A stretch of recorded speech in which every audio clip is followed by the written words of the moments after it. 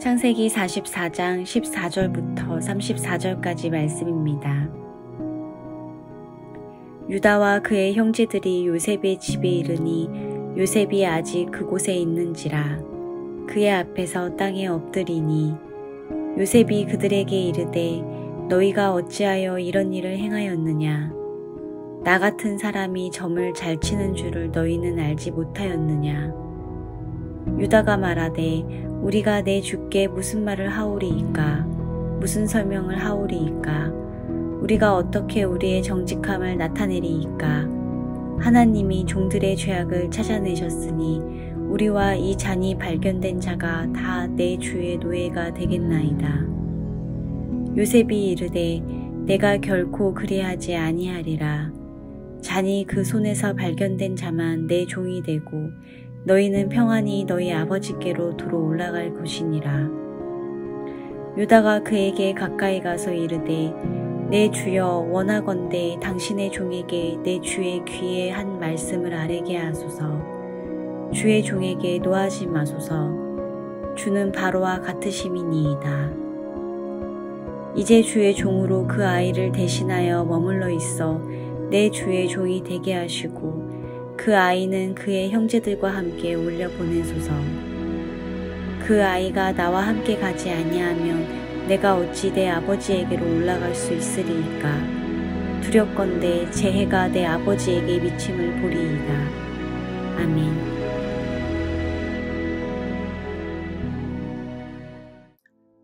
창 밖으로 눈이 내리는 게 보이시나요? 지금 이곳은 어제부터 눈이 제법 내리기 시작했습니다. 웰컴. 오늘도 하나님의 이 웰컴의 은혜가 저 여러분들의 삶 가운데 온전한 신앙 고백이 되어서요, 하나님께서 우리로 하여금 그 신앙 고백을 받으신 그대로 응답하시는 그 놀라운 은혜가 우리 모두에게 있으시기를 간절히 소망합니다. 계속해서 말씀을 함께 보고 있는데요, 오늘 우리가 말씀의 주인공은요, 지금까지는 요셉에 대한, 어쩌면 요셉이 주인공이 되어서 나왔는데 오늘 본문의 말씀은요, 유다가 이 말씀의 주인공입니다. 유다는 요셉의 네 번째 형이기도 하죠. 창세기 37장, 38장에 나오는 유다의 이야기를 여러분 기억하십니까? 이 처음 요셉의 형들이요, 요셉을 죽이기로 작정을 하죠. 안 그래도 아버지의 사랑을 되찾으려고 했던 저 요셉이 미웠는데 지금 사람이 많이 안 다니는 곳, 인적이 드문 곳에 요셉이 자기들을 찾으러 온 거예요. 그 모습을 보고 형들은 요셉을 죽이기로 그런 마음을 먹습니다. 그런데 큰 형 르우벤이 절대로 요셉을 죽이지 말라고 동생들을 타이르고 잠시 자리를 비워요. 그럼에도 불구하고 이 형제들은 요셉을 죽이려고 합니다. 그때 유다가 이야기를 하는 거예요. 우리들이 이 친동생을 죽인들 무엇이 유익하겠느냐? 우리 동생을 죽이지 말자. 마침 저기 이집트로 가는 상인들이 있으니까 저 상인들에게 동생을 노예로 팔아버리지 우리 죽이지는 말자. 그런 제안을 했던 사람이 바로 유다입니다. 그리고 결국 요셉은 노예로 팔려가게 되죠. 유다는요, 자기의 친동생을 죽이려고 하는 자기의 그 형제들, 그리고 아버지에게 요셉이 죽었다고 거짓말을 하고 있는 그 모든 모습들을 보면서 나름대로의 상처와 아픔이 그에게는 있었습니다. 그리고 깊은 회의감을 가지고 유다는 집을 나가게 돼요. 왜 우리 가족이 이럴까? 왜 아버지에게 거짓말을 하고 아무도 진실을 이야기하지 않고 친동생을 죽이려고 하고, 무언가 회의감을 가지고 유다는요, 집을 나가게 됩니다. 그렇게 멀지 않은 곳에 아둘람이라고 하는 그 지역에 있었는데요, 그 지역에 가서 유다는 결혼도 하게 되고 아들을 셋을 낳아요. 그때 큰아들이 먼저 결혼을 하게 됐는데 그 며느리의 이름이 다말이었습니다. 그런데 큰아들이 먼저 죽어요. 하나님 보시기에 악을 행했다고 성경은 기록하고 있죠. 그리고 둘째 아들도 하나님 보시기에 악을 행했기에 죽임을 당합니다. 이제 셋째 아들까지 이 유다는 죽임을 당할까봐 걱정되고 고민스러웠어요. 그래서 며느리의 다말을 친정으로 돌려보내고 결국 어찌어찌해서 유다는 이 다말과의 사건을 통해 가지고 하나님의 인도하심, 그리고 자기의 부족함 하는 이 모든 것들을 비로소 깨닫게 되는 모습이 있습니다. 그리고 훗날 유다와 이 다말의 자손을 통해서 다윗 왕이 태어나게 되어지는 그런 일들이 일어나게 되죠.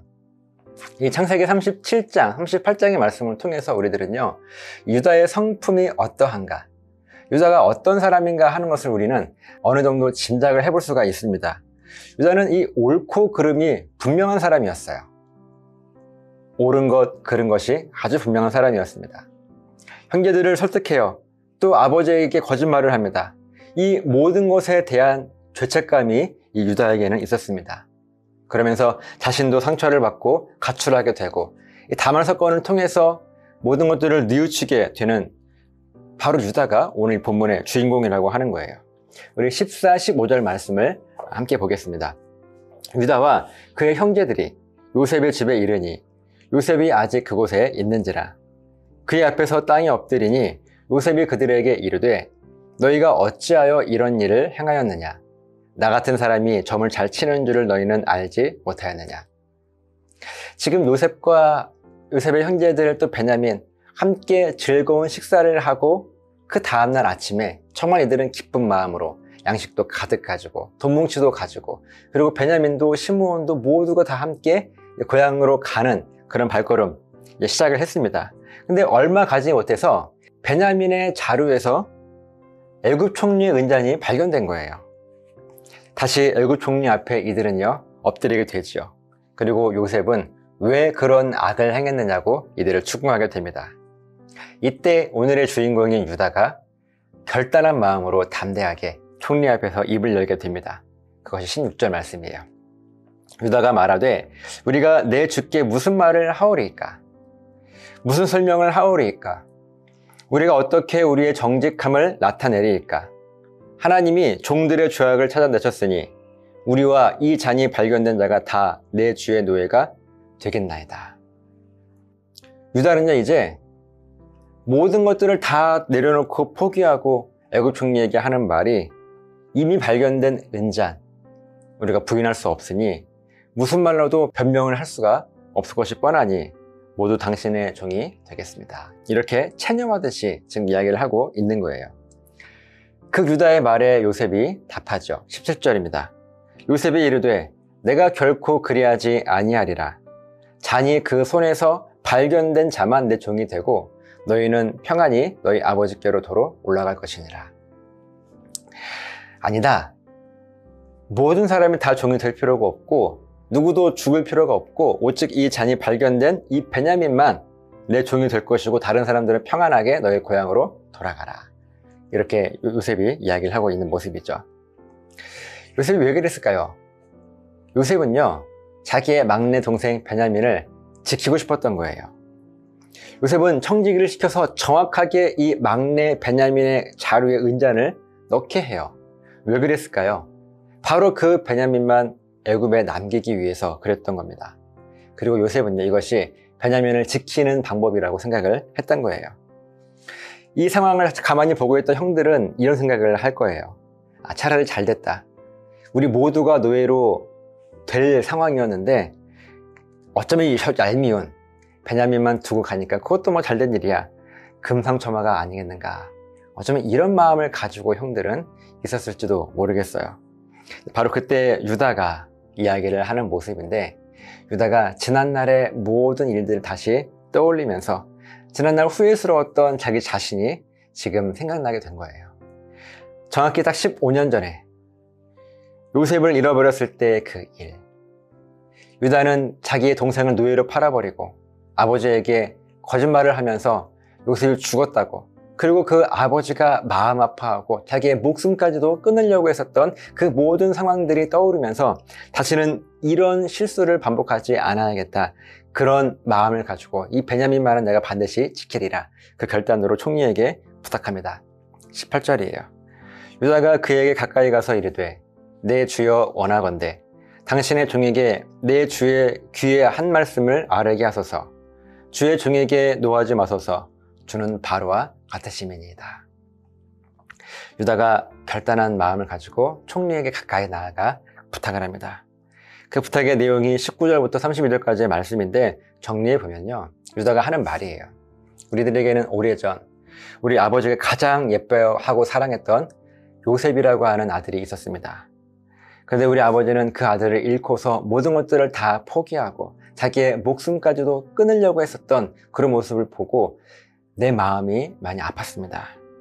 그리고 아버지께 거짓말을 한 내 자신이 너무나 후회스럽고 원망스럽습니다. 이때 단호하게 부탁합니다.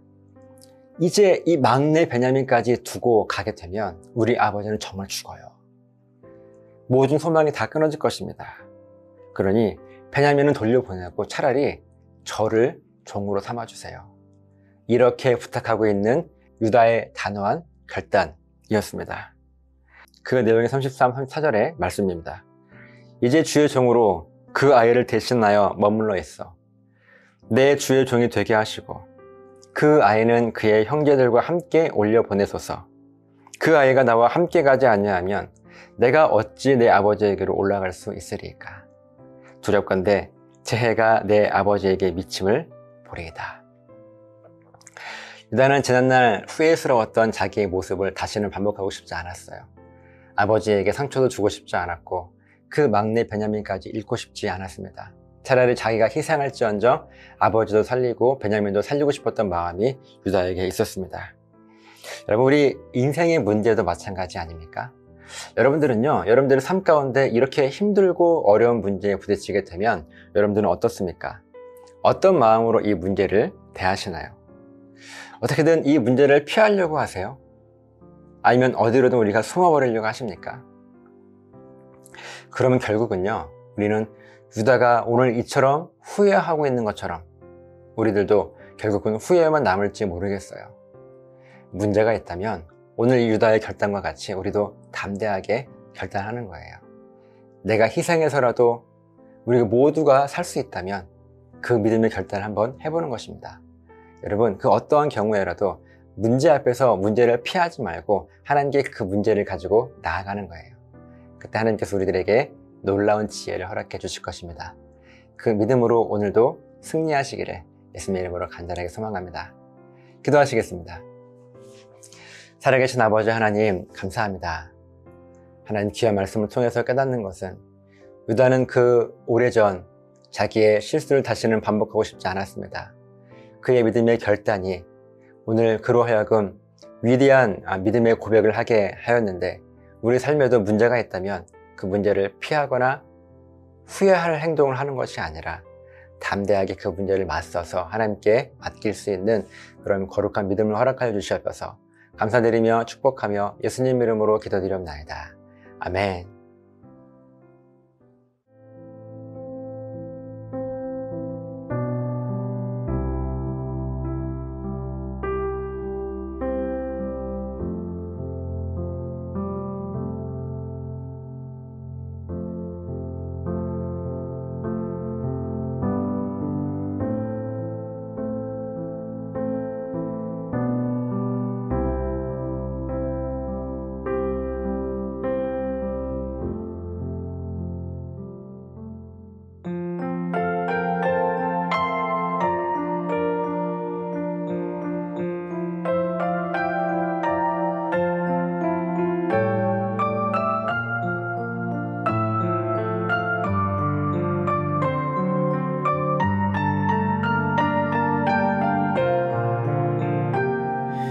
나는 눈을 떴으나 보지 못하네. 내 눈은 보기 좋은 곳으로 나를 이끌었지만 나는 눈을 뜨고도 수없이 넘어져 가야 할 곳도 봐야 할 것도 분별 못하네. 실로암에서 눈을 뜨기 원하네. 잠시 반짝이는 것과 욕심에 취한 눈을 실로암에서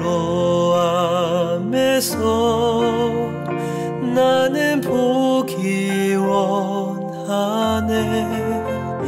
영원히 빛나는 것과 생명으로 난 길을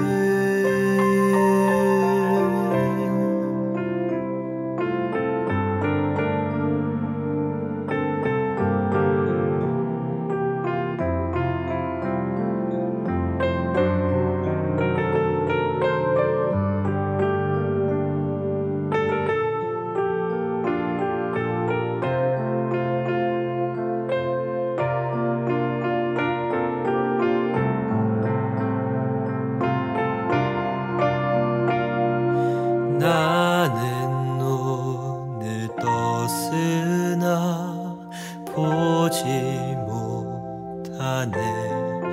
내 눈을 보기 좋은 곳으로 나를 이끌었지만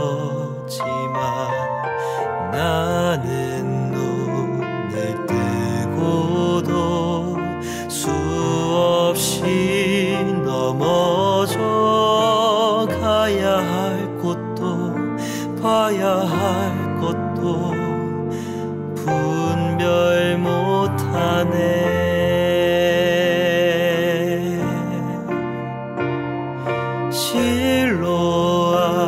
실로암에서 눈을 뜨기 원하네.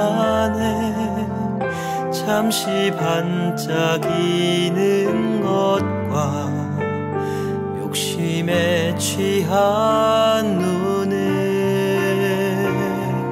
실로암에서 나는 보길 원하네. 영원히 빛나는 것과 생명으로 난 길을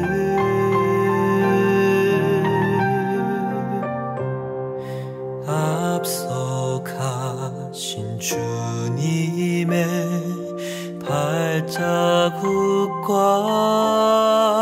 또 내가 가야 할 길을